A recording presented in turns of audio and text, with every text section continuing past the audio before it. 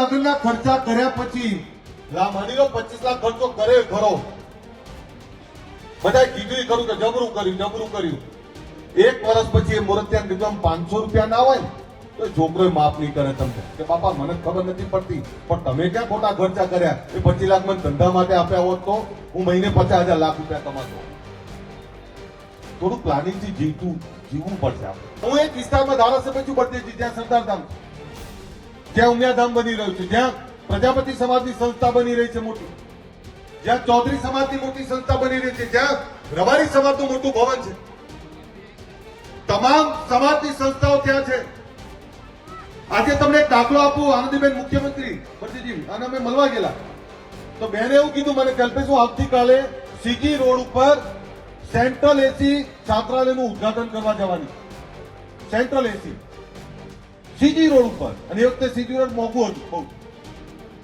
તો મેં પૂછ્યું સારું કહેવાય બેન, મને કે પૂછતો ખરો કયા સમાજનું? દરજી સમાજનું.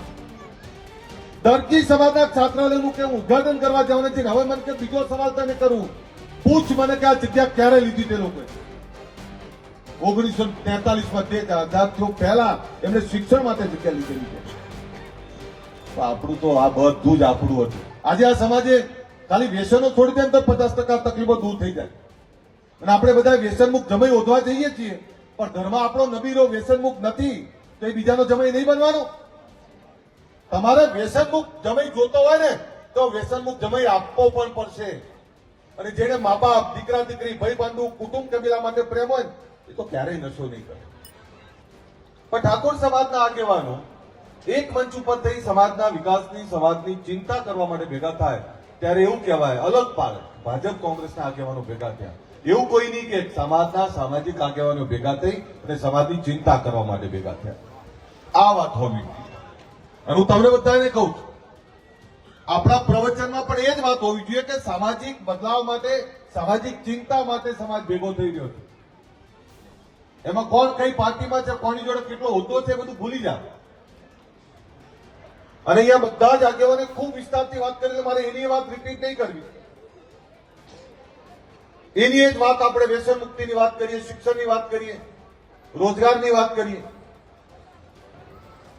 પણ મારે કેટલાક કહેનારું છે કે નહીં? કોઈએ જમીન વેચીને ફેક્ટરી નાખી હોય એક બતાવો, લાવો મને. જમીન વેચી વર્ષ, 2 વર્ષ, 5 વર્ષે તો ખાલી થઈ ગયા. અને જેવી તેજી આવી, પહેલી તેજીમાં કોઈ સમાજે જમીન વેચી હોય ને બધી તો આપણે વેચી.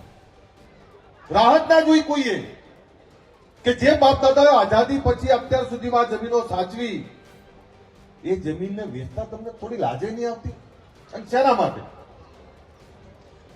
જગદીશભાઈ બદીજીએ કીધું કે અમારા દીકરાને અમે સમૂહ લગ્નમાં પરણ્યા છે. ચંદનજીએ કીધું તેમને 100 વાર બોલવાનો અધિકાર છે કે તમે બચત કરો, ખોટા ખર્ચામાં બહાર નીકળો.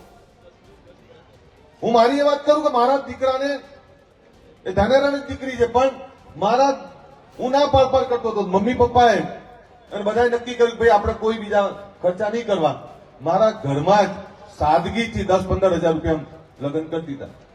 હવે આપણે બીજી વાત કેવી આવે છે કે ભાઈ બધાનું ખાતું છે, ખવડાવવું પડે. કોણ પૂછે તમને? કોણે મેણું માર્યું? મને તો કોઈએ નહીં કીધું. તમે ક્યાં સુધી આમાં જીવશો? લોકો શું કહેશે? લોકોને કઈ પડી નહીં. અહીં બેઠેલા પૂછ્યું કાલ શું જમ્યા હતા ખબર છે તમને? કોઈ નથી ખબર. કાલે શું કપડા પહેર્યા હતા એ નથી ખબર. કાલે શું કર્યું એ નથી ખબર. તો આગલા દિવસનું યાદ ના હોય અને એવી વસ્તુમાં દેખાડા કરવા માટે જીવો છો.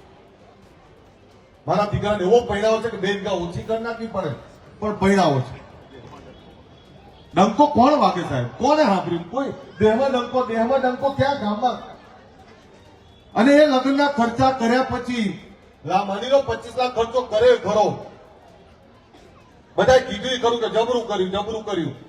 એક વર્ષ પછી એ મુરતિયા નિગમ 500 રૂપિયા ના હોય ને તો છોકરો માફ નહીં કરે તમને કે બાપા મને ખબર નથી પડતી, પણ તમે ક્યાં ખોટા ખર્ચા કર્યા? એ 25 લાખ મને ધંધા માટે આપ્યા હોત તો હું મહિને 50,000 લાખ રૂપિયા કમાતો હોત.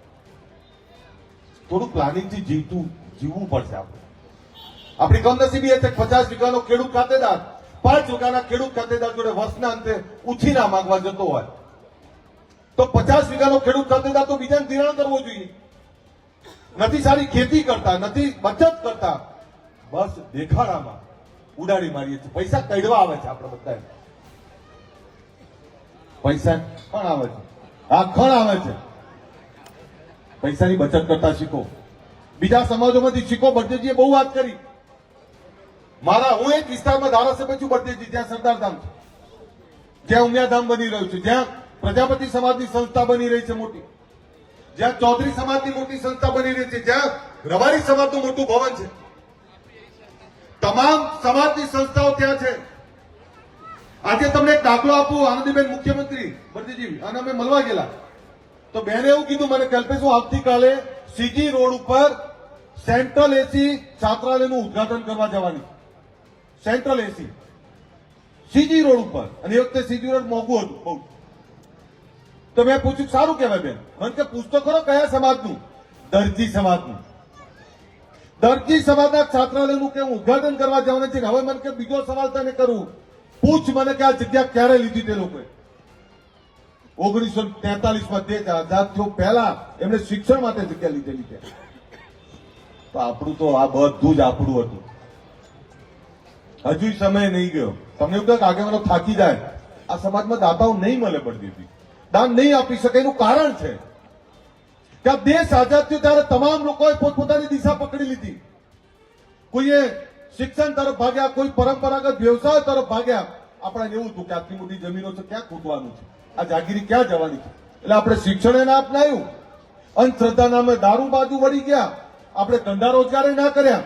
અને એના કારણે આજે આટલા વર્ષો પછી પણ શિક્ષણ અપનાવવાની વાત કરવી પડે છે. પણ જાગ્યા ત્યાંથી સવાલ, શિક્ષણ તરફ વધવું જ પડશે ને આપણી સંસ્થાઓ બનાવવી જ પડશે. અને કોઈ એક સંસ્થા, કોઈ એક વ્યક્તિથી કઈ નહીં થાય. આખા સમાજે આમાં આગળ આવવું પડશે. આખો સમાજ જોતરાય તો જ કામ થાય. બાકી વિચારો ગમે એટલા મૂકશું, તમે અપનાવશો નહીં તો મતલબ નથી. એટલે વિચારોના વાવેતર ને વિચારોનું વાવેતરનું શિક્ષણ આપણે બધાએ કરવું પડે. આજે આ સમાજે ખાલી વ્યસનો છોડી દે તો 50% તકલીફો દૂર થઈ જાય.